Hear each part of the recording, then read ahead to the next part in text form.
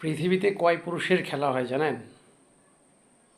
পৃথিবীতে খেলা হয় 3 পুরুষের। যেমন আমি আমাকে চিনি, আমি আমার বাবাকে চিনি এবং আমি আমার দাদাকে চিনি। 3 পুরুষ। এখন আমার ভাতিজাকে যদি বলা যায়, আমার ভাতিজাও একই কথা বলবে।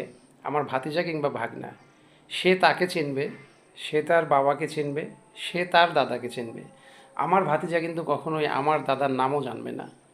পৃথিবীতে এই 3 পুরুষেরই খেলা। সুতরাং এই অহংকার, চামচামি এগুলো পরিহার করুন ভাই।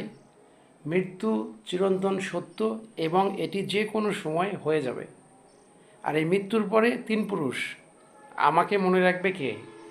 এই যে আমার কাছ থেকে যে 3 পুরুষ চলে যাবে এই পর্যন্ত, অর্থাৎ একটাবার চিন্তা করুন যে আমি কিন্তু আমার দাদার, অর্থাৎ আমার দাদার বাবার নাম আমি জানি না, জানার চেষ্টা করি নাই, প্রয়োজন হয়নি। কারণ আমার দাদা, আমার বাবা, আমি, এই 3 পুরুষই এনাফ। আমি কখনো আমার বাপকে জিজ্ঞেসও করিনি যে তোমার তোমার দাদা কে ছিল। আমি কখনো জিজ্ঞেস করিনি যে আব্বা তোমার দাদা কে ছিল, তার নাম কে ছিল, কারণ প্রয়োজন হয়নি।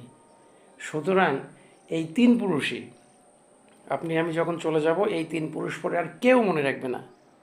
তো চামচামি, অহংকার, অন্যের পাছায় এটা ঢুকানো ওটা ঢুকানো, এসব পরিহার করুন। এসব থেকে নিজেকে বঞ্চিত রাখুন।